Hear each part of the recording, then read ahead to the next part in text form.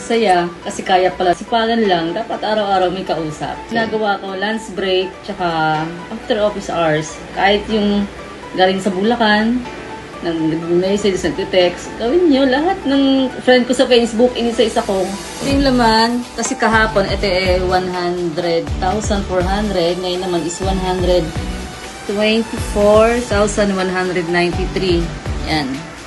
Easy. Alam mo ba yung weakness ko dati na ayaw ko magpakausap kasi nahiya ako. Ito pala yung sa ngayon magbabago ng mindset ko. Kung ano yung weakness ko dati, napakinabangan ko ngayon, sobra. Mga hindi pa nagde-decide, masasabi ko lang, kailan pa ba? Dapat ngayon na, di ba? Sayang panahon. Kung nagdududa kayo, kayo din, sino ba nawalan? Di ba?